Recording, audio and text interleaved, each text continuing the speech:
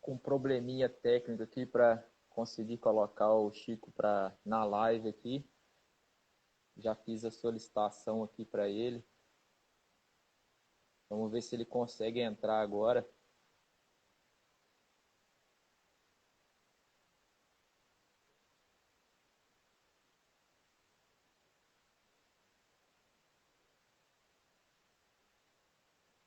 Ô Chico, você está vendo a notificação aí? Consegue...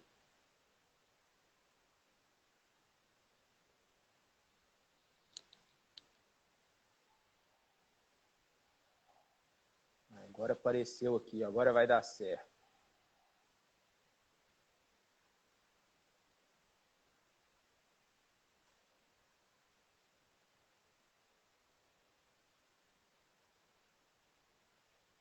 Chico, vê se você consegue acessar aí agora.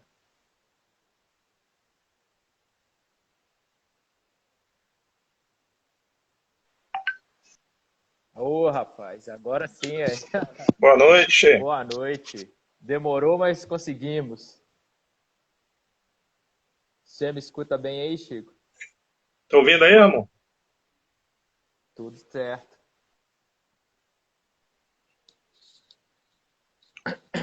Chico, boa noite. Oi. Boa noite. Vamos começar falando aí. Eu queria te agradecer demais pela disponibilidade de tempo que você tirou aí para falar com a gente num tema desse que é bem interessante. E primeiro eu queria que você se apresentasse para a turma aí, que quem não te conhece. Eu tive que aproveitar para chamar esses baianos antes da festa de São João, que depois eles não trabalham, só quer saber de festa. É verdade, São João está chegando aí mês que vem. Boa noite, Ramon. Eu que tenho a agradecer aí pelo convite, né? E meu nome é Francisco Nogueira, eu sou zootecnista, formado pela Universidade Federal de Viçosa, né? Sou também consultor, né? Eu atuo na parte de consultoria e representações, né?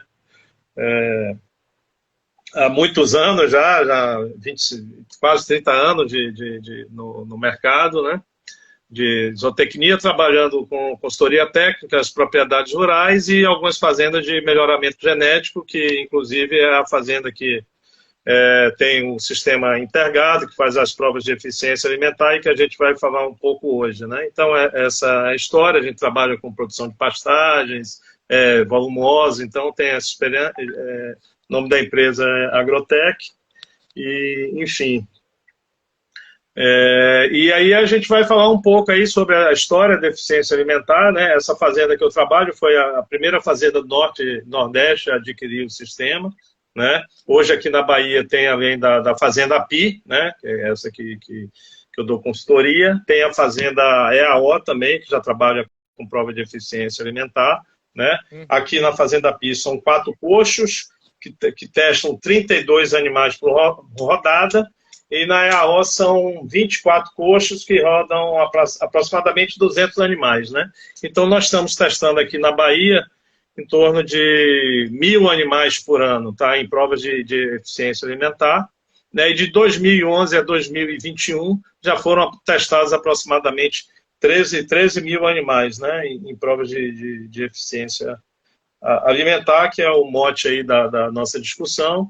E aqui também acrescentando, na área de nossa atuação, a gente representa empresas de nutrição, como a Tron Nutrition também, que faz a ração lá para a dieta lá para o empergado, que é composta de 93% de biopeso extra e 7% de biopeso extra e 93% de milho, tá? Então é uma dieta bem simples. A gente faz com silagem de capinzure, né? Mais ou menos 60% de concentrado e 40% de volumoso, né? Então, para simular um pasto de boa qualidade, para os animais ganharem em torno de 1 quilo dia, né? Esse é o nosso objetivo, né? Não como o objetivo é testar, e nosso sistema de criação aqui na Bahia, principalmente, é testar animais a pasto, né? E o nosso clima, nossa região, né? Então 40% a 45% do estado da Bahia está na região de semiárido. Então essa busca por eficiência alimentar, sem comprometer o desempenho, é muito, muito importante, né? Então acho que aí, Ramon, O que a gente tem visto é que realmente a diferença, a gente já realizou 11 provas lá na Fazenda Pi de eficiência alimentar, testando aproximadamente 30, 32 animais por prova, né? Então, realmente, a grande diferença que a gente percebe, né, que o sistema integrado ele busca, mede duas coisas, o consumo e o peso do animal. O consumo é medido todos os dias, né? Então você tem os dados de consumo diários e os dados de pesagem diárias, né? Para a gente fazer os cálculos depois, né? Depois disso, aí pegam as medidas de cá, que é consumo alimentar residual, ganho residual, consumo e ganho residual, conversão alimentar, né, e eficiência alimentar, que é o inverso da conversão. Então, são depois essas informações que a gente processa e busca. Mas só se mede duas coisas, consumo e peso, tá? No sistema integrado e nas outras provas de eficiência alimentar desenvolvidas de outras formas, né, que não tem só esse sistema, né? Então, Chico, só para ver se eu entendi, que você tem essa fazenda que você assiste, que é uma fazenda de genética, né, que busca colocar touros no mercado. E nessa fazenda você tem o conjunto lá de coxo, que vão avaliar lá o consumo desses animais. É um bottom, né, que fica na orelha do animal, e toda vez que ele chega próximo do coxo, esse bottom libera o consumo, libera o coxo para ele ter acesso a essa comida, né? E esse coxo ele tem uma balança que vai medir essa quantidade de comida que ele conseguiu consumir ali, né? Ele vai fazendo por diferença ali. E depois eu vou até postar essas fotos que você me mandou dos coxos lá, para o pessoal entender melhor como é que é.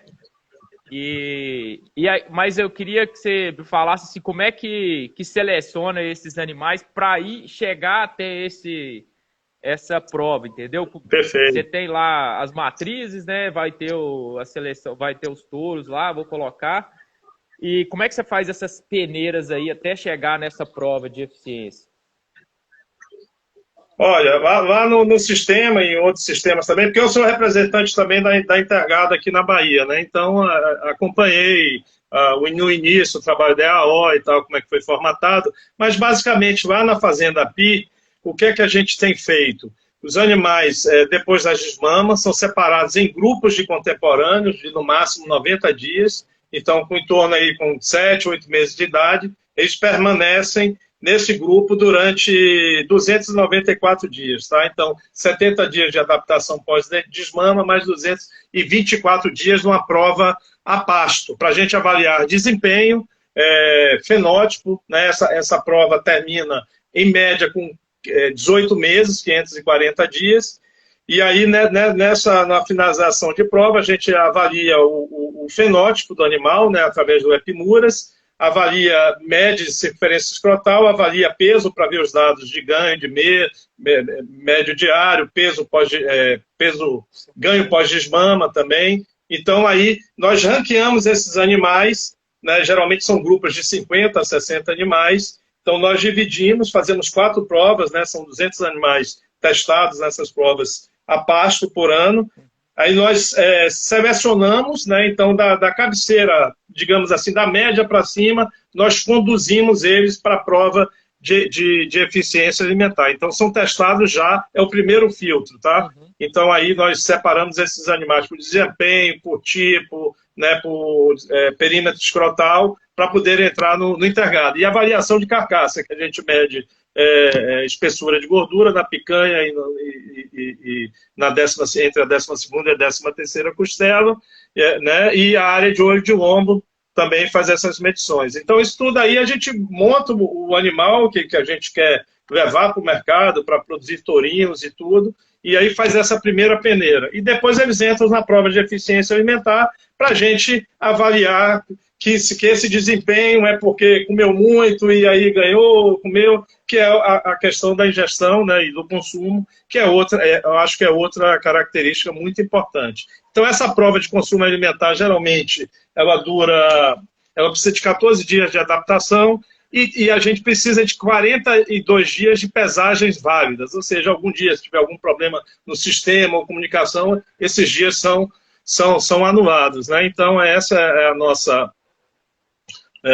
o modelo. Então, em média, a gente consegue fazer também, acompanhando isso, 4 provas de eficiência alimentar por ano, né? Tirando desses grupos contemporâneos que foram selecionados a trato, e depois a gente vai disponibilizar em leilões, né? E depois também, se for o caso, levar para alguma central, né? de distribuição de sêmen.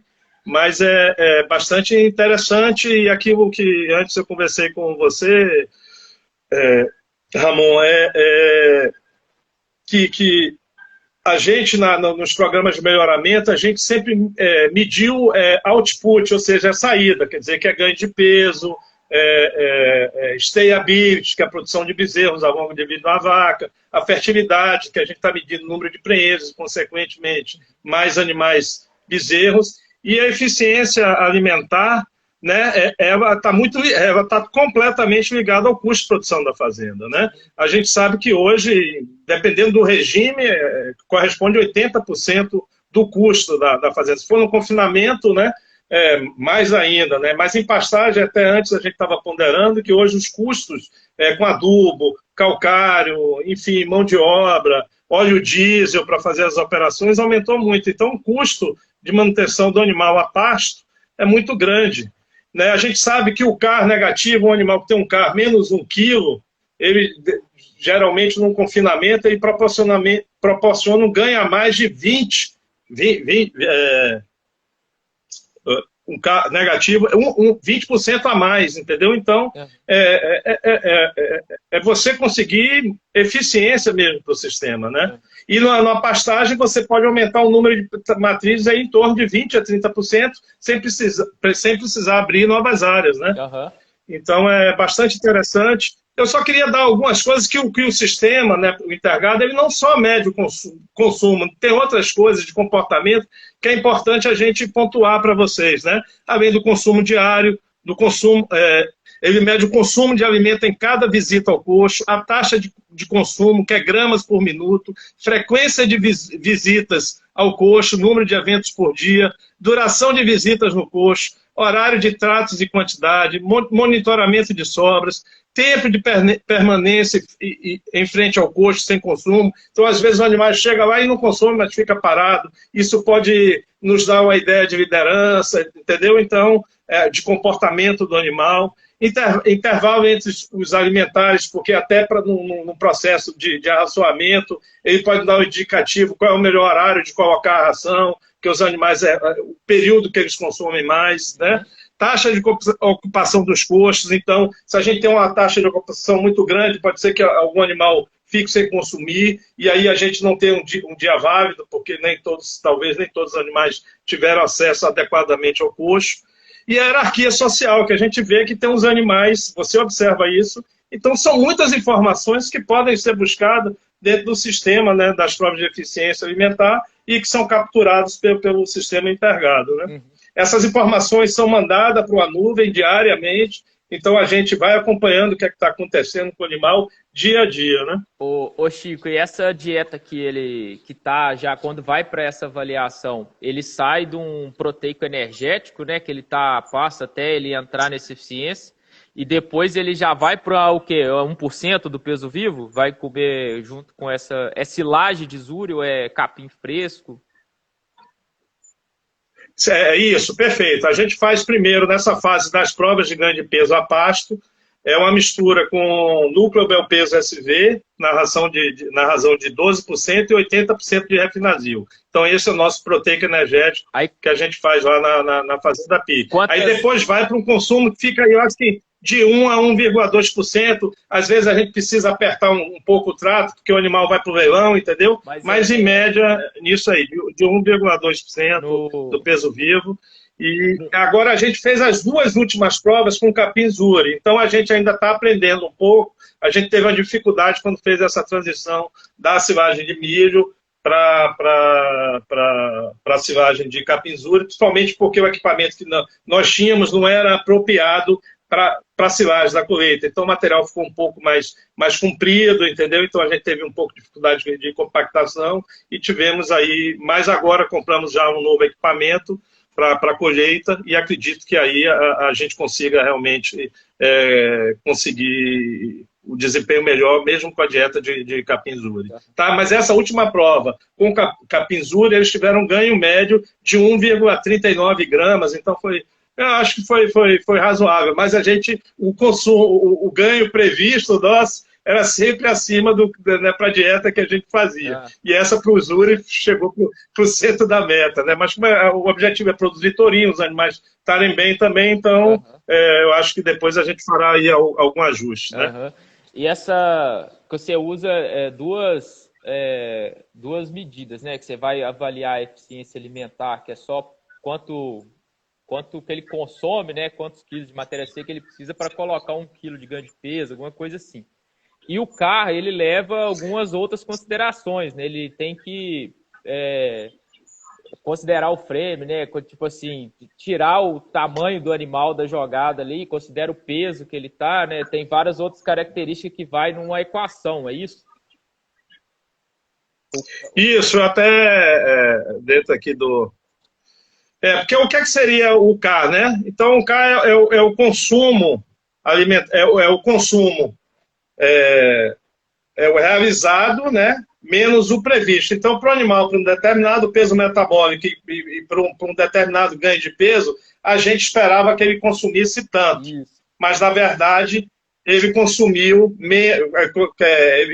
mais ou menos. Quando o animal é CAR negativo, quer dizer que ele consumiu menos do que o esperado. Esse é o genótipo, é o fenótipo que a gente busca, né? Os animais CAR negativo, que consomem menos do que o esperado para um determinado peso metabólico e para o ganho, né? É uma equação de resíduo, como nós conversamos, né? Então, o consumo alimentar é o intercepto, consumo, menos o coeficiente do peso metabólico, mais o coeficiente do ganho em peso, mais o resíduo, né? Então, ele mede o resíduo. E qual é a importância do CAR? Porque toda a seleção que nós fazíamos, né, assim, os animais, os fenótipos que nós buscávamos, eram animais que tinham grande conversão alimentar.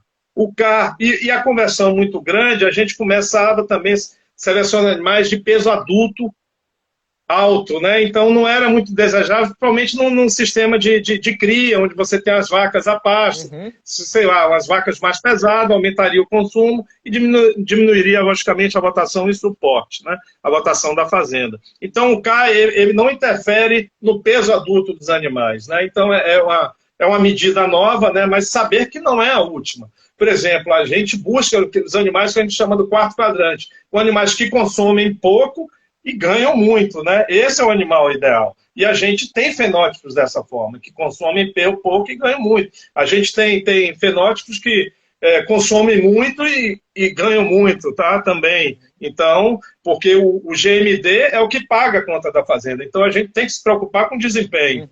Mas desempenho é uma característica que os programas de melhoramento já trabalham há muito tempo. Então, a gente tem muito ganho em peso, a gente tem pesos altos. Né? Eu estava vendo... Eu estava vendo agora, a gente trabalha com a base da NCP, que é a Associação Nacional de Criadores e Pesquisadores. Então, de todos os touros em centrais da base dela, que estão em central, a gente tem animal com DEP de 48 quilos ao sobreano, que é realmente um absurdo, né? Quer dizer, o animal dá, só pelo fator genético, 50 quilos a mais de peso, né? De DEP. Então, eu acho que a gente tem muito desempenho, né, já. Então, a gente tem que buscar também genótipos que tenham eficiência alimentar, que tenham a cobertura de gordura, né? Então, eu acho que é isso. Então, eu acho que a eficiência alimentar vai nos ajudar muito, né? Principalmente a gente aqui que está no Nordeste, né? Que passa, às vezes, por problema de restrição alimentar. Não só a qualidade da pastagem, mas como falta de disponibilidade. Então, se a gente tem os animais que têm um baixo consumo, mas que produzem ou desmamam as vacas, que desmamam o mesmo quilo de bezerro, então seria bastante interessante. A gente diminuiria, talvez, o desmatamento, porque a gente ia crescer, não precisar crescer horizontalmente, né? Porque só com eficiência alimentar a gente conseguiria aumentar o suporte da fazenda. Então, acho que é uma característica bastante importante, e nós temos genótipos, né, como eu te falei, já dentro dos programas de melhoramento, para essa característica, 13 mil animais avaliados já, então é bastante significativo. Né? Muito. E, ô Chico, vocês têm os dados aí das provas que vocês já fizeram, tem uma variação, né, desse CAR, né? Que foi o que foi planejado aí, foi calculado para comer, e o CAR, quanto mais negativo, melhor, né? É o animal mais eficiente. Perfeito. Qual que é os resultados que você tem encontrado aí? Qual que é a variação que você vê? E quais são os touros selecionados em cima do CAR? Ele vai para o patamar para frente de seleção quando ele tem um CAR de quanto? É isso. Assim, a gente vê animais perto de menos 2 quilos e vê animais perto também de mais 2 quilos de consumo. Então, você veja aí 4 quilos no animal, né, de diferença é muito grande. Uhum. Só que além disso, como é uma característica, o objetivo é somente selecionar matrizes, né, e tourinhos e touros de repasse para a própria fazenda. Mas a gente conseguir essa equação, um animal que seja bom de tipo, bom de avaliação de carcaça, bom nas provas de ganho de peso, né? Então, a gente conseguir encontrar esse animal é difícil. Então, às vezes, a gente não vai no top, né, no número 1, mas vai no segundo, vai no terceiro, porque ele também tem outras características desejáveis. Mas a variação é muito grande. Mas o que mais me chamou a atenção nas provas de ganho de prova de eficiência alimentar é o consumo. A variação do consumo é muito grande. Eu vi que nenhuma média de nenhuma prova ficou abaixo de 40% entre o animal que consumiu menos e o que consumiu mais, entendeu? Então, eu acho que e essa DEP de ingestão de matéria seca também já existe, né, na NCP, então tem uma DEP ingestão de matéria seca e tem a DEP para cá. São as duas características avaliadas de eficiência alimentar. Ainda não temos, não está ainda compondo o índice do MGT, né, que é o Mérito Genético Total e Econômico, que é da NCP, mas em breve eu acredito que essa característica ainda vai compor o índice. Mas a gente, com os filtros e tal, como tem a DEP, a gente consegue filtrar esses animais que são CAR negativo e com baixa ingestão de matéria seca. O que me chamou a atenção é que esse genótipo de ingestão de matéria seca, se eu filtrar dentro dessa base da NCP e todos que estão em central, se eu colocar o filtro top, eu anotei aqui, ó, peso aos 450 dias, top 1%, e peso para ingestão de matéria seca, top 1%, eu só encontrei um animal, tá? Então, lógico que a gente pode ampliar essa base para um CAR top 10, é um animal bom também, entendeu? Mas como a gente parametrizou, quer dizer, a gente conseguiu encontrar um animal excelente que combine desempenho e ingestão de matéria seca, desculpe, é um genótipo difícil, né? Então, dentro da base NSP dos touros que estão distribuindo o sêmen e tal, só um animal, né? E nós temos dentro do sistema 384 touros top 1% para MGTE. Então, só encontramos um que é top 1 para MGT e para injeção de matéria seca. Então, o CAR já tem uma variação, a gente já encontra muitos touros, né? 24 touros aí para MGT top 1 e CAR top 1. Então, você pode encontrar animais com mais possibilidades de selecionar um animal que encaixe no seu modelo de produção, né? Entendi. E esses touros que foram avaliados, eles vão... você falou que seleciona para fazenda e também para comercialização, para reposição da própria fazenda. Isso, a gente faz os leilões 2 vezes por ano, e aí disponibiliza aí na hora que a gente faz a comercialização, indica, ó, esse animal é CAR negativo, ou também teve uma conversão, tem ganho, consumo e ganho residual também muito bons. Então a gente faz essa indicação para o cliente. Por coincidência, hoje um cliente, uma assessoria me ligou que só queria, Chico, me passa aí a relação dos animais CAR negativo, que tem um cliente interessado, né? Então já está tendo uma demanda para essa característica, eu acho, né? Então isso que eu acho bastante interessante, né? Entendi. Mas assim, para peso, aqui eu fiz outro filtro aqui para peso ao sobreano, nós temos para MGT top 1 384 touros, para peso nós temos 327. Então é muito fácil você escolher um touro para desempenho, mas talvez para que tenha um CAR negativo e que tenha uma ingestão de matéria seca baixa, é mais difícil esse genótipo. Então, através desse trabalho, das provas de eficiência, eu falei com um criador hoje, um grande selecionador aqui da Bahia, ele disse que a próxima etapa dele vai ser colocar o sistema intergado na fazenda dele, que ele quer medir. Então, isso vai dando base, consubstanciando. A própria ABCZ montou um centro de performance lá em Uberaba, eu fui visitar agora, durante a Exposebu, que está testando todas as raças, tá? Aqui na Pia eu esqueci de falar, é a raça Nelore, tá? Uhum. Que a gente seleciona.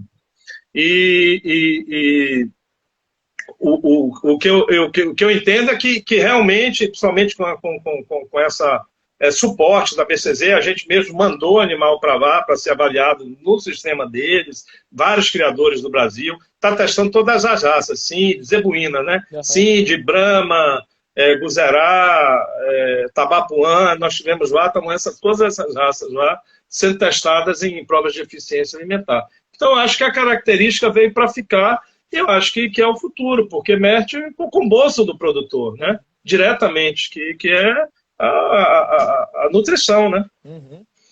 Você tem trabalhado com isso também em fazenda comercial mesmo? Usa esse sistema? Ou para vaca de leite também? Alguma coisa assim? Você já tem fazenda na Bahia aí com sistema integrado para isso? Não, nem para leite e nem para sistema comercial. Sistema comercial, a Intergado tem um sistema BIF, né, que ela faz as pesagens, mas como é a pasto, né, esse sistema BIF não tem como você medir consumo, né? Estão tentando aí, acho que através de alguma, né, como é que chama, um algoritmo, tentar fazer isso também. Mas ainda não implementei nenhum sistema para avaliação BIF, que é a pesagem dos animais diária, então o animal entra lá, vai beber água, e nesse momento que ele bebe água, ele é pesado, essa informação é enviada também lá para a Intergado, eles processam, avaliam. Né? No sistema de confinamento também é bastante interessante, porque às vezes, através do consumo, você pode antecipar uma doença, né, que é o animal metabólico, problema de uma minite. Então, ele, pelo consumo, né, o algoritmo consegue descobrir isso. Então, às vezes, você começa um tratamento antes do que você começaria ao ver os sinais clínicos, entendeu? Então, é uma ferramenta interessante, porque através do consumo em confinamentos, né, a visita ao coxo, aquilo que eu falei, que ele mede várias coisas, não só o consumo, então o animal não está visitando, ou está consumindo pouco, então o comportamento do animal indica alguma doença, normalmente metabólica, ou enfim, e você consegue antecipar o tratamento, e isso tem deixado os resultados econômicos, onde tem se trabalhado com essa tecnologia, bastante satisfatórios, né? Uhum. Então tem um sistema BIF também, e tem um sistema para gado de leite, mas aqui na Bahia ainda não implementamos nem o BIF e nem para bezerras leiteiras, né? Para ganho e tal. Uhum. E é isso. Você tem o pessoal do... E serve também esse sistema BIF como inventário, né? Porque, por exemplo, você está no semi-confinamento a pasto lá, você está lá com o registro do animal. Opa, esse animal não foi lá hoje, não visitou, manda lá o responsável pelo setor, verifica lá o que foi que aconteceu também. Então serve até como um próprio inventário do rebanho, né? Mas as nossas balanças da Intergado são fixas, né? Isso diminui muito o erro comparado àquelas de passagem, né? Então é bem mais interessante para a qualidade da medição, né? Todas as balanças da Intergado são fixas, ficam nos bebedouros, os animais chegam lá e bebem. Já tem também um coxo-balança para água, que você mede o consumo de água. Talvez através do consumo de água a gente possa predizer o consumo de matéria seca, entendeu? Então, eu acho que vem com novidade aí. Ou se não, por exemplo, no próprio Intergado também, pela curva de ganho diária, você pode antecipar uma retirada dos animais. Então, no confinamento, então você pode descascar antes, porque como você vai medindo diariamente, a curva vai tentando a estabilidade, então ele pega aqueles animais que já começam a roubar a ração. Então essa é outra fonte de economia no sistema BIF, no confinamento também, né? Então eu acho que tem muita novidade aí chegar, sei lá, vai chegar um momento assim que na hora que ele for beber água lá, bate um jato de tinta, já marca o animal, esse animal tem que sair, porque já não está ganhando mais peso, ou está roubando, entendeu? Boi ladrão, então acho que vem muita novidade aí, né? Entendi. Você tem os dados... E hoje a Intergado se juntou com a GA, então hoje é o maior banco de dados de confinamento do Brasil. Então tem, sei lá, mais de 10 milhões de pesagens, né? É um absurdo, né? O que tem. Então, e isso chegando todo dia, né? Então, o pessoal vai voar aí, vai decolar, eu acho, né? Uhum.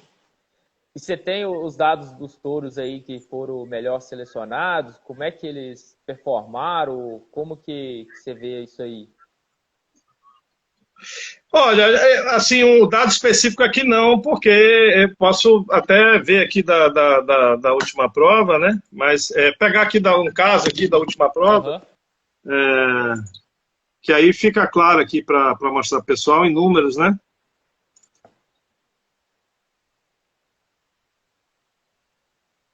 Só um minutinho. Não, tranquilo. Então, aqui da nossa a prova que terminou, vamos pegar aqui o dado do CAR do animal. Teve um animal que ganhou, foi CAR negativo, menos 0,996. E teve um animal que foi CAR positivo, 2,3,28 quilos. Olha a diferença. Então, um animal que tinha um consumo previsto de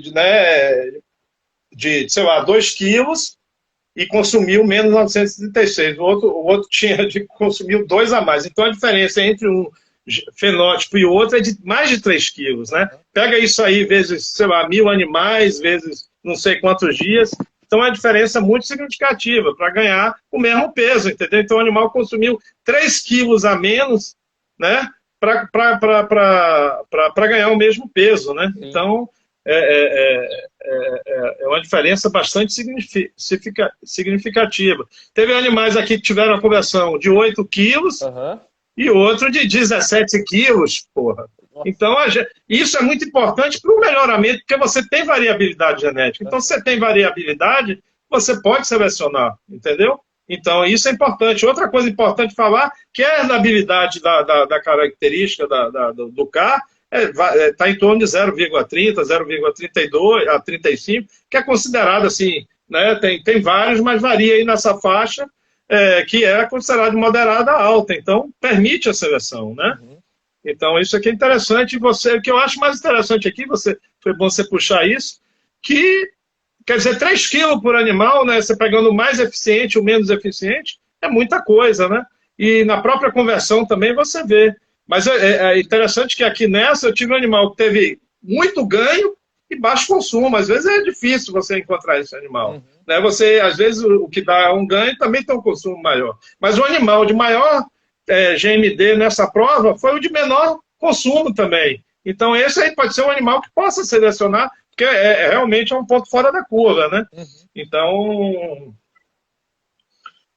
isso, foi bastante interessante essa prova. Tá? Ô Chico, eu até tinha perguntado para você antes que tinha essa história que também os animais mais eficientes aí em ganhar peso, talvez eles não tinham uma deposição boa de gordura, né?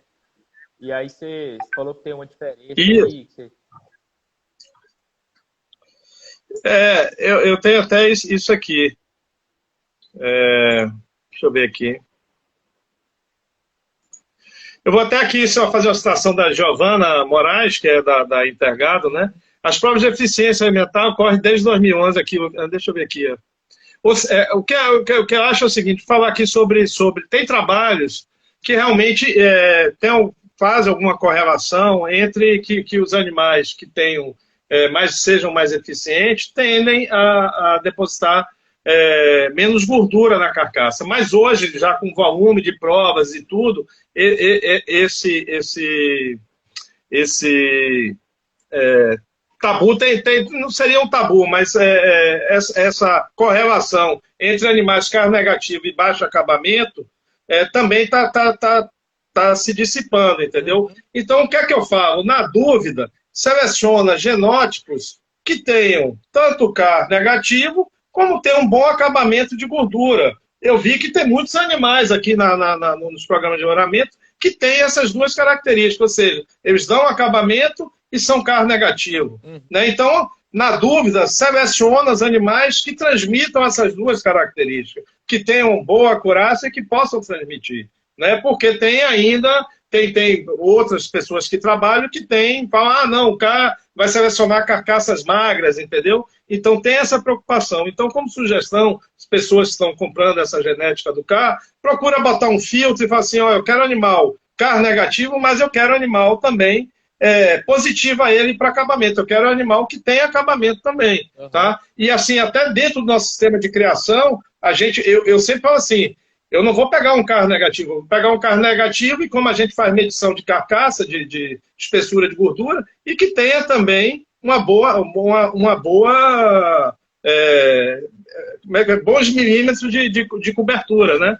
Então, tanto na picanha quanto na costela. Então, a gente busca esse animal, tá? Então, para isso, tinha um outro tabu também, que aí nas fêmeas já saiu, eu já vi em grupos e tal, dizendo, ah, não, mas pode afetar a precocidade, porque não dá gordura, a novilhinha não vai entrar não vai ciclar, não vai produzir. Então, isso aí também já foi desmistificado, né? Então, eu acho que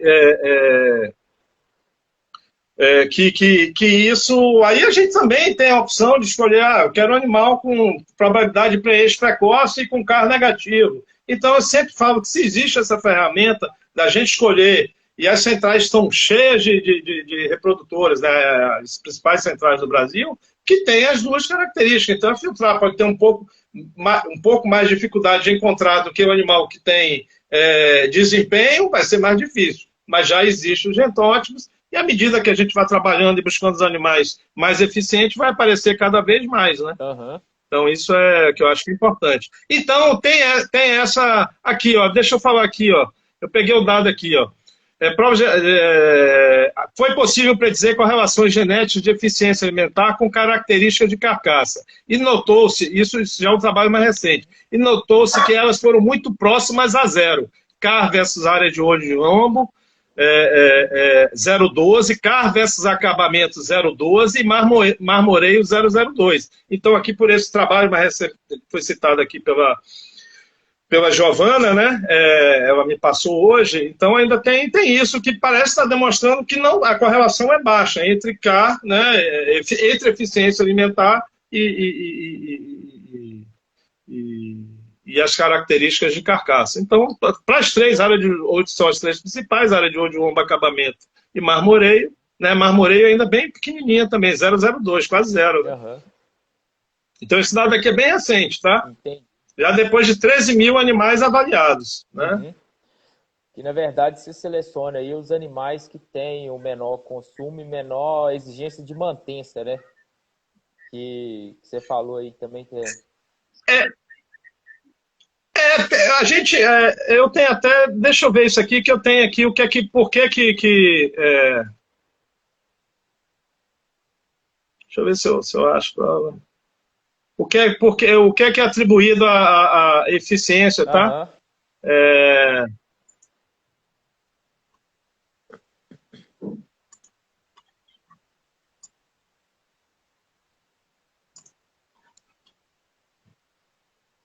Então, acho que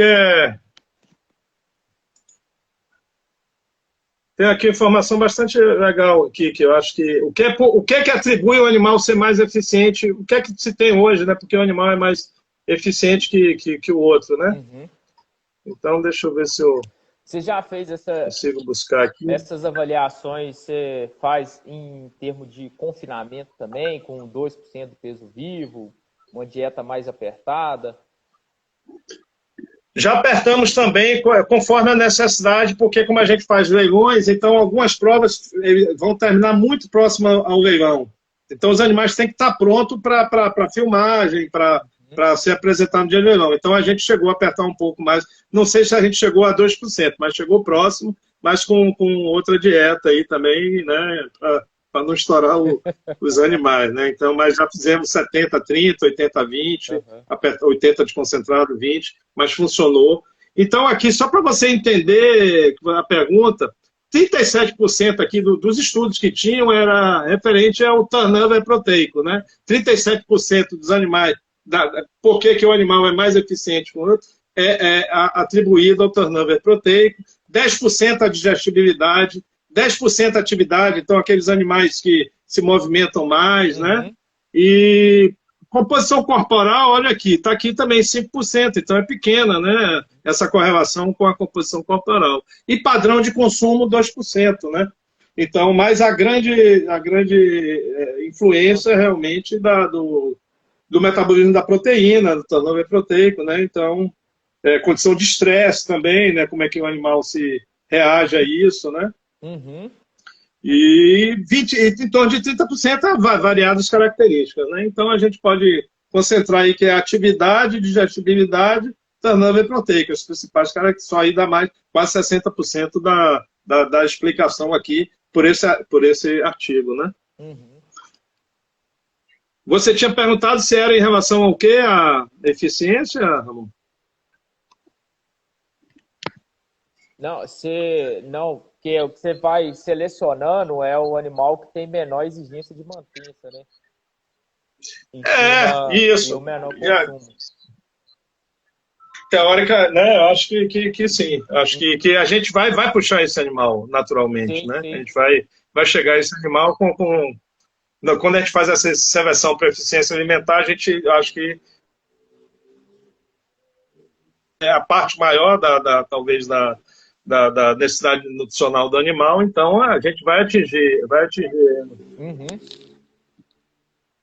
né? Vai. Mas é muito bacana, porque a gente vê nesse sistema esse padrão de consumo. Então, a gente tem lá um sistema a pasto. Qual é o melhor horário de colocar a ração? Então, essa ajuda a gente pode ter com medições, né? Dependendo da localidade que você está, da temperatura, entendeu? Qual é o melhor horário, em que período os animais se alimentam mais, vão mais ao coxo. Então, talvez talvez não, acredito que vai ser uma informação importante também, entendeu, Ramon? Depois que você pega esses dados... Liderança, temperamento, a gente consegue observar isso, né, nessas provas, né? Quando você vai medindo... Mas como... Quando você vai medindo aí, vai saindo os dados do coxo, do sistema, isso vai para algum software, alguma coisa assim, que vai fazer esses cálculos? Como é que você calcula isso? Já vai para um programa? Como é que é? Isso, a própria Intergada ela já tem um software, tem lá um robô aí em cima na nuvem, né, que ele processa diariamente, já nos manda a informação de volta, né, quanto consumiu, quanto ganhou de peso, quanto pesou, né, e depois, na finalização da prova, eles rodam aí uma estatística, software deles, faz estatística, uma coisa, e aí ranqueiam esses animais e nos mandam. E esse mesmo sistema manda também para os programas de melhoramento, que as fazendas fazem parte, né? Sim. Tipo a NCP, PMGZ. Então, vai não só a informação do fenótipo que a gente precisa lá para a fazenda, mas também lá para o banco de dados dos programas de melhoramento, que vão gerar DEPs, né? Porque você tem informação, você aí vai ajudar na composição da DEP, né? Então vai te dar mais segurança, né, também. Então, quanto mais informação chega, mas isso é processado, aí tem lá não sei, esqueci até o nome do robô lá, do sistema que faz todo esse processamento, tá? Mas trabalho, é um algoritmo, né, que roda tudo e tal, e tira dados, erros, né? Então, a gente precisa, no mínimo, de 42 dias de pesagem válida, né? Então, se tem alguma diferença, o animal não consumiu, então é tudo muito controlado. Um sistema que não dá problema, a gente já estava, acho, desde 2019, com tutorial, orienta, deu um problema, eles nos informam. Então, é um sistema, a gente está muito satisfeito, sabe, com o sistema, porque além disso, que apesar de ser uma tecnologia, né, de ponta, é uma coisa que não dá problema, e quando dá, a gente resolve lá, chama o eletricista, dá uma soldazinha, não sei o quê, então manda a coisa, então a manutenção é muito fácil, sabe? Então isso que eu achei legal também, porque a gente fica no medo, né, quando compra um negócio desse, um senhor investimento, aí se tiver dá um problema, então aí manda os tutoriais, como é que conserta, como é que faz isso, né? Então já rodamos 11 provas e nunca interrompemos uma prova por motivo nenhum. Tem um probleminha, ajusta, pode perder 1 ou 2 dias válidos, mas toca a prova e normalmente terminamos aí entre 60 e 70 dias, né? Uhum. Entendi. Tem uma pergunta aqui, eu não sei se você está conseguindo ver aí, mas o Francisco, que um xará seu, está comentando aqui que tem estudo, né, que mostra que a interferência, né, dos primeiros dias de vida, e eu até aumento a pergunta dele, a interferência até no período de gestação, né, faz interferência no animal após o nascimento aí, dele expressar essa genética que ele recebeu, né? Então, é o ambiente interferindo aí no fenótipo do animal. E se tem alguma coisa para amenizar, alguma forma de amenizar para ele conseguir expressar essa genética, mesmo que ele sofreu lá depois do nascimento dele. Eu acho, bom, que aí você pode até me ajudar, mas o que eu acho é o seguinte, principalmente doenças no início, né, realmente a gente sabe que umbigo, né, isso tudo afeta toda a carreira do animal, né, isso aí a gente entende, essa dificuldade no parto, às vezes o animal, né, nasce com uma coisa, não mama o rosto, então acho que sim, que interfere, né? Não sei a magnitude dessa interferência aí, mas com certeza. E geneticamente, assim, o que é que a genética pode fazer? Eu acho que está muito ligado à facilidade de parto, porque aí como tem tido muitas ocorrências, principalmente na raça Nelore, o peso ao nascer cresceu muito, então dificuldade de parto. Então, se você tem que intervir num parto, aí o bezerro já não tem a mesma, né, como é que se diz assim, a coisa. Então, geneticamente, eu acho que talvez assim o que a gente tem de informação e que hoje já estão que hoje já está até nos programas de melhoramento, ter peso ao nascer do bezerro, período de gestação. Então, a gente procura vacas e reprodutores que tenham baixo peso ao nascer, diminuir, né? Então, a gente trava, por exemplo, eu travo lá nos meus acasalamentos 1,5 kg, não deixo animal positivo 1,5 kg. Então, é de 1,5 kg para baixo de peso nascer. Digamos, se a média é 30, eu estou puxando essa média para 28, né? Não deixar passar de 31,5. Então, isso, mas tenho sempre procurado ser mais do que isso, sempre pegar touros para baixo peso ao nascer mesmo, tá?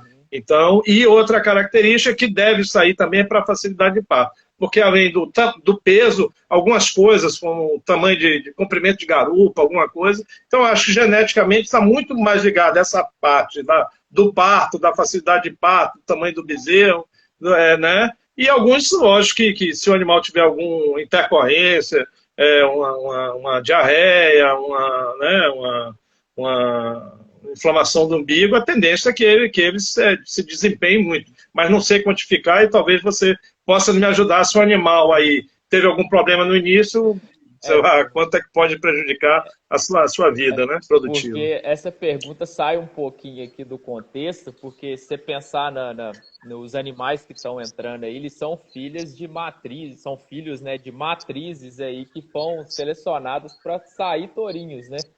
Então são matrizes PO, são matrizes que estão cuidadas aí, são muito bem manejadas, né? Até uma pergunta que eu ia te fazer qual que é o controle que você tem das mães, né? Porque, fazendo um paralelo com a pergunta do Francisco aí, a gente sabe que uma vaca passa por uma restrição alimentar no terço médio de gestação, isso já atrapalha aí a parte de formação das fibras musculares do bezerro que está sendo gerado, né? E após o terço final de gestação, é o período que a gente tem para colocar células de adipócito nesse bezerro aí. E esse período de células de adipócito, para quem está preocupado em marmoreio, essas coisas, ela se estende até o período até a desmama. Então, é onde a gente consegue trabalhar esse número de células de adipócito. Então, por isso que eu estou te perguntando também, como é que é a nutrição dessas matrizes que geraram esses tourinhos? Você tem essa preocupação de fazer esse cuidado aí na gestação dessas vacas que são as matrizes aí do touro? Assim, a gente lógico que tem, né? Então, aqui a gente está na região que chove de 1.500 a 2.000 milímetros, então a região geralmente tem um período seco muito curto, então o pasto consegue nutrir muito bem, lógico que aí a gente faz uma nutrição na parte mineral, basicamente. Poucas vezes a gente precisou entrar com qualquer proteinado, ureado, sabe? Mas ela sempre para em boa condição corporal, desmama o bezerro. Pesado, para te dar uma ideia, agora eu avaliei a desmama desse ano. Agora, a primeira desmama, o macho deu 269 quilos e a fêmea 252, tá? Agora, na segunda desmama, os machos pesaram 252 quilos e a fêmea, acho que 232 ou 233, algo assim. Então, a gente tem um bom peso ao desmame, que aí deve estar correlacionado para a vaca desmamar bem. A gente não dá gripe para os bezerros, tá? Justamente porque a gente trabalha uma outra característica muito importante. A nossa média no genótipo é o dobro do programa de melhoramento, que é a habilidade materna, né? Então, nossas vacas, elas produzem bastante leite, desmamam bezerros pesados, você vê pelas médias, com em torno aí, a desmama é entre 240 a 250 dias. Então, a gente avança um pouco na desmama também, mas as vacas parem muito bem e desmamam bem, em excelente condição corporal. Se quiser ficar mamando lá até o ano, ela vai parir gorda, entendeu? Mas, basicamente, por uma condição ambiental da gente, que a gente já tem 3 anos que não tem seca aqui, para você ter uma ideia. Então, a gente ainda não precisou usar de estratégias, principalmente para o período seco, né? Então, usa o mineral Belnutri 90, né? E agora, por uma sugestão de Marcelo, eu estou testando o Belfoz 87, né? Que ele disse que para a nossa região aqui do Recôncavo, o consumo do Belnutri está um pouco baixo lá na fazenda, e aí ele acha que pode melhorar um pouco o consumo aí com o uso do Belfoz. Então, eu vou testar agora, principalmente está chegando no período chuvoso, né? Que aqui as chuvas são de outono e inverno. Então, eu vou ver aí para ver se realmente o desafio do consumo é maior agora.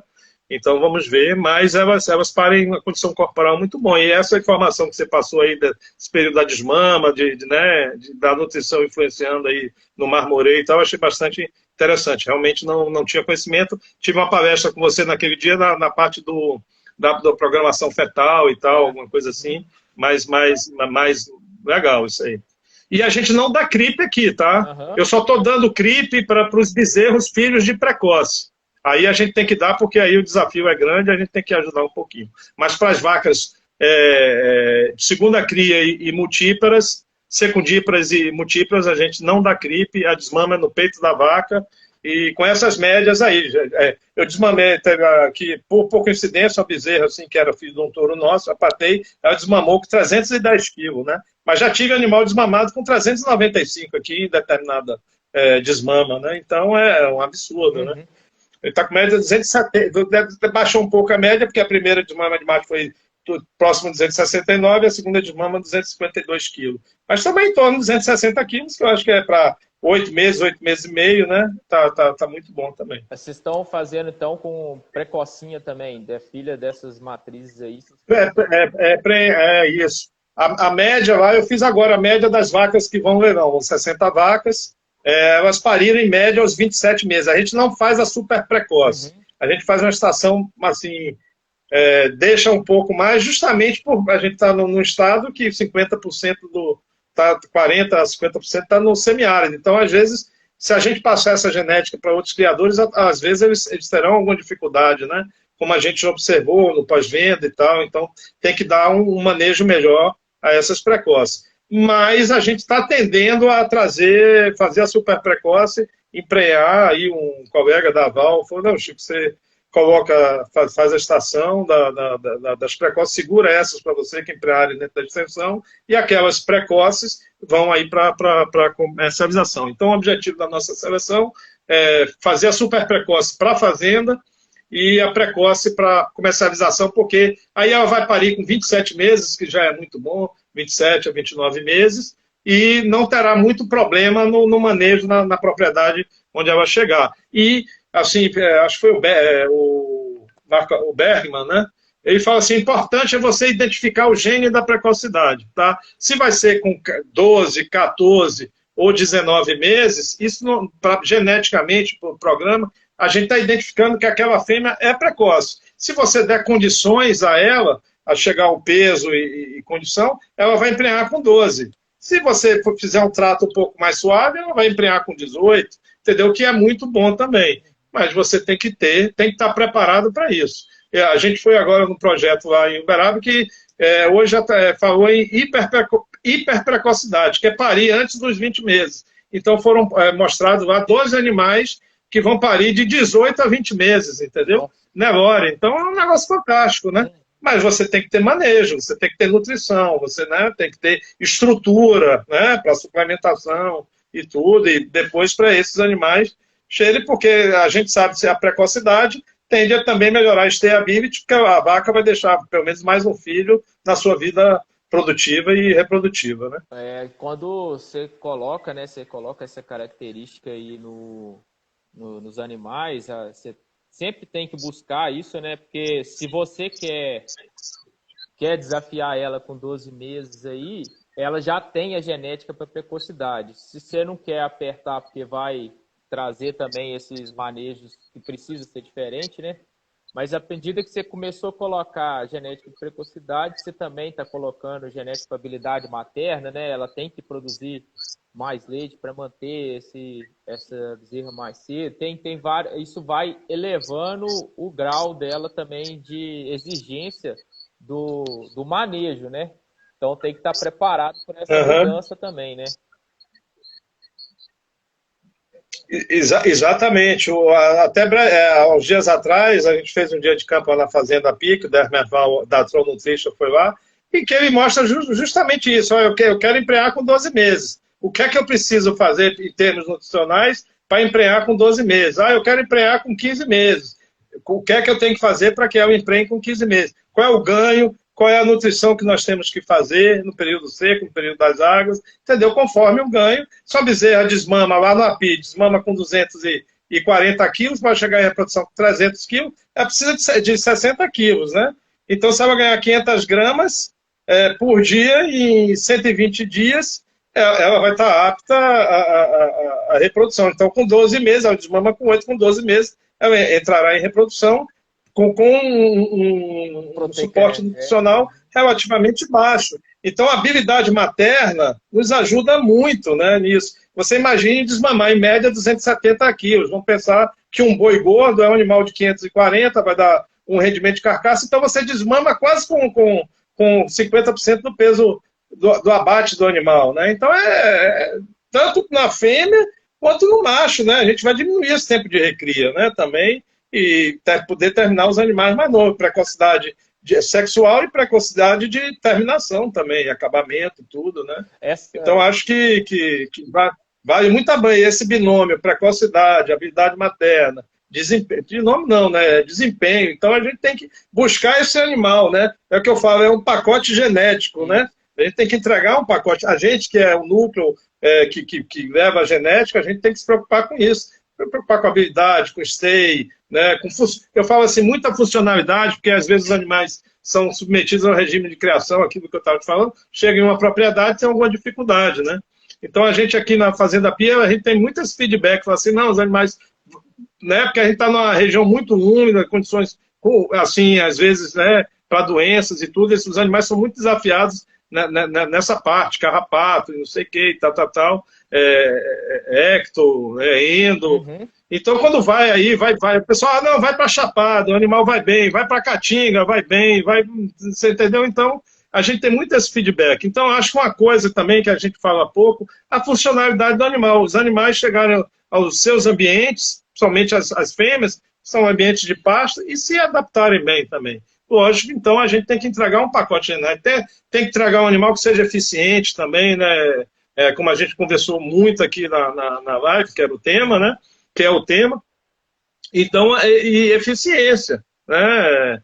Somente nessas condições aí que a gente está, nesse Brasilzão aí, que às vezes a vaca tem que andar muito também para buscar alimento e tal. Então, a gente tem que buscar animais eficientes, né? Eu falo que é isso. Então, que desmame um bezerro pesado comendo menos, né? Imagina, né? Então, o mesmo bezerro com 240, 230 quilos, comendo 20, 30% a menos, entregando o mesmo bezerro. Olha um ganho. Você pensar em qualquer outro modelo, né? Na iniciativa privada, uma empresa, você poder diminuir seu custo de nutrição, que é 70%, 80% e reduzir em 20%, 30%, o resultado final é 14% a 20%, 15% a 20%. Então é um resultado espetacular para qualquer negócio, né? Então a gente não pode abrir mão da eficiência, da nutrição. Hoje a tecnologia, né? Você vê, a gente trabalha aí na empresa da Tron Nutrition, quantos produtos, né? Então a gente tem, eu falo assim, tem ferramenta para tudo, né, Ramon? Então e se a gente tem um animal de grande potencial genético eficiente, com a nutrição, tanto que ela avançou, e a gente poder usar essas ferramentas de nutrição no animal eficiente, porra, vai ser um resultado fantástico, entendeu? Porque eles vão desempenhar, entendeu? Eu não tenho dúvida disso. Essas precocinhas, você tem colocado o que de suplementação para elas? Estão só no mineral também? Estão no proteinado? Chega usando proteico energético? Como é que você faz essa dieta aí delas? Assim, o manejo lá é o seguinte, elas desmamam, entram no proteico energético, tá? Elas entram até mais pesadas do que a meta, que é 300, entendeu? Mas é proteico energético, 12% de núcleo belpeso SV e 88% de refinazil. Nós estamos fazendo esse proteico energético, eu fiz a última conta agora, porque caiu um pouco o refinazil, ficou a 1,90. Então, elas estão consumindo, eu travo lá o consumo em 500 gramas, tá? Para elas. Travo, bota lá a quantidade diária, 500 gramas, pro período todo. Então elas vão, chegam um peso, entram em reprodução, continuam com proteico energético. Depois que eu confirmo a preenez, eu tiro o proteico energético, elas vão para um espaço de boa qualidade, e aí o mineral com 90 gramas de fósforo e mais pasto, depois da preenez. Quando elas parem, aí elas vão também, continuam em categorias separadas, aí em pasto com grip feed, a gente vai olhar mais aí o bezerro, que para ela também melhora a condição dela. Então elas ficam em boa condição corporal, desmamam bem, né?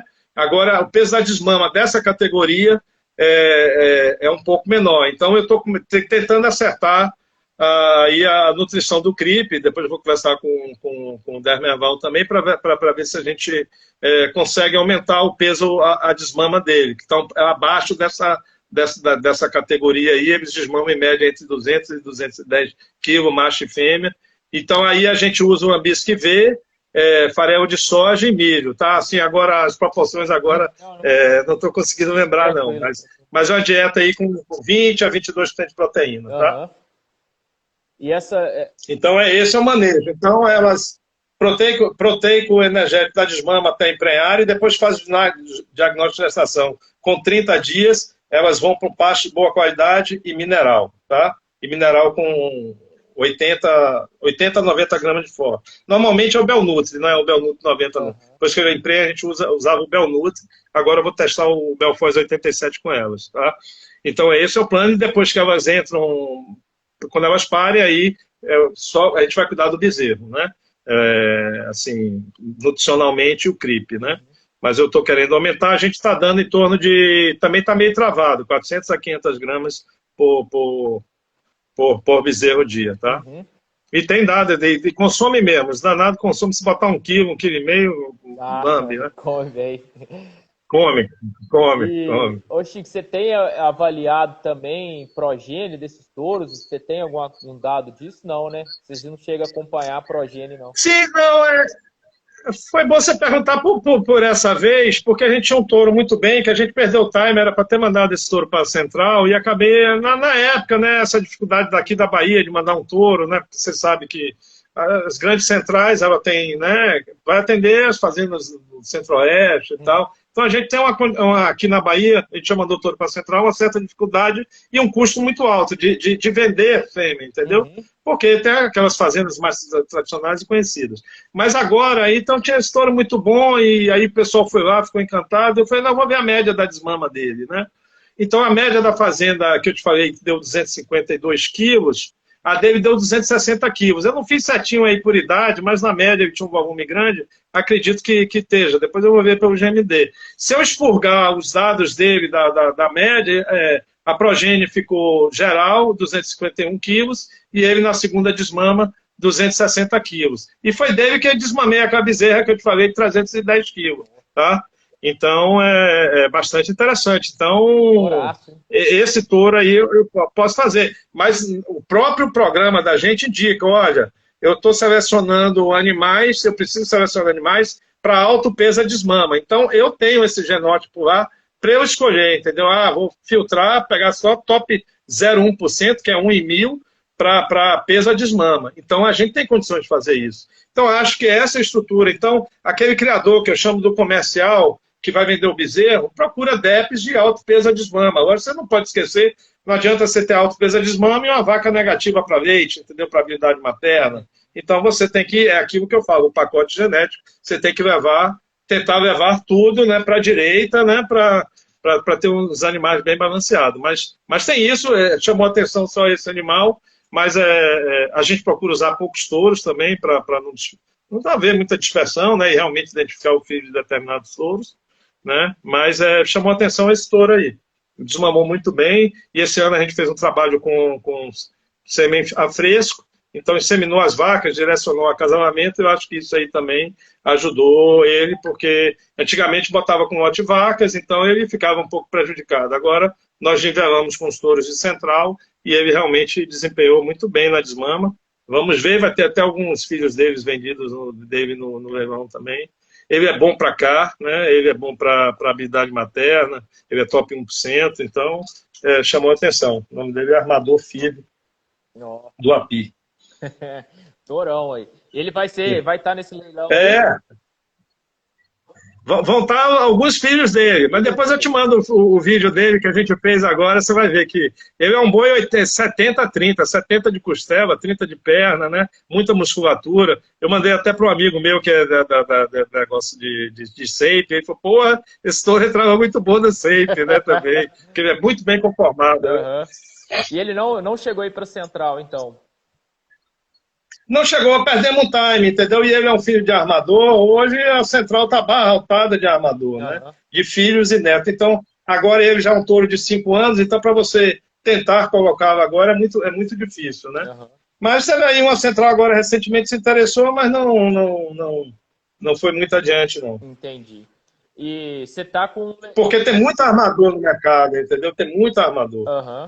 E você tá com um leilão aí da fazenda para vir, né? Dia 28 de maio, agora nós vamos ofertar aproximadamente 30 touros e 60 matrizes, né?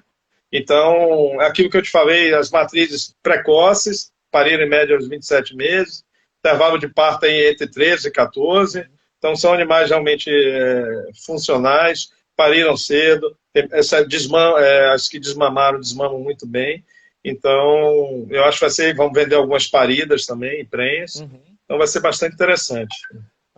Dia 28 de maio aí. E antes do leilão, nós vamos ter lá a palestra, vai ser transmitida ao vivo, deste convite da Giovana Moraes e do Alex, da Intergado e do Alexandro da NCP. Vão falar sobre melhoramento, sobre eficiência alimentar, e vai ser transmitido também ao vivo. E no final nós vamos fazer uma mesa redonda sobre melhoramento, falando da seleção da Fazenda Pi, que está desde 1944 selecionando Nelore, então já vão quase 80 anos. Né? Então é bastante tempo, né? São quase 10 anos acho que 9 a 10 anos que a gente faz ultrassom e avaliação de carcaça, desde 2004 que a gente faz TE e depois FIV, inseminação na final da década de 80, então a gente vem acompanhando bem aí o mercado, acho que está uma genética realmente, mas o que me chama a atenção realmente da fazenda é a funcionalidade dos seus animais, né? Eles vão para qualquer ambiente e desempenham muito bem, produzem bem, desmamam bem,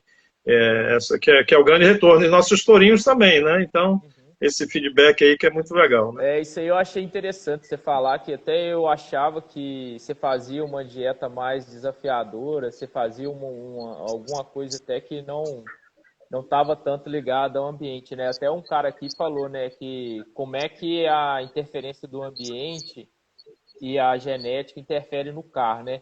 Então, porque você está colocando uma dieta bem próxima da realidade que ele vai ter em qualquer ambiente aí, não é uma dieta mirabolante, né? É uma coisa bem possível de acontecer, e isso é interessante. Exatamente, é isso que a gente procura fazer. Lógico que é uma fazenda, né, que a gente, esse é o trabalho, entregar um animal realmente adaptado às condições, né, ambientais, principalmente aqui da Bahia, que é o nosso público-alvo, né, 90% de nossas vendas estão concentradas na Bahia, e os sistemas são esses. Então a gente não pode se diferenciar muito, porque o animal pode chegar em um ambiente com maior restrição e não se dá bem. Então a dieta agora, e agora com dieta com silagem de capim, que vai nos aproximar mais ainda, né, numa condição de pasto de boa qualidade, né? Então acho que é bastante interessante isso. Lógico que é o que ele falou, às vezes tem um fator comercial que a gente tem que preparar os animais para o leilão, então a gente aperta um pouco o trato naquele período, mas depois eles retornam, né, para uma condição mais adequada, né? E a gente tenta fazer essa transição também, para que o tourinho chegue bem na fazenda e não tenha muito problema de adaptação, né? Sem empurrar muita boia, pode chegar lá e os animais, né, não fazer tão bem essa transição, né, da vida do animal, de um jovem para um animal que vai entrar em vida reprodutiva, né? Então a gente tem que ter esse cuidado também. Ô Chico, é isso aí, cara. Você acha que faltou alguma coisa aqui de a gente comentar? Eu acho que não, acho que fizemos um panorama legal. Acho que a parte do Caio, eu gostaria apenas de citar aqui que acho que tem um texto aqui que é coisa rápida aqui para fazer um resumo e deixar essa mensagem final, né? O que é eficiência alimentar? Acho que, em suma, deixar essa mensagem: eficiência alimentar é a capacidade do animal ingerir menos alimento do que o esperado, sem comprometer seu desempenho.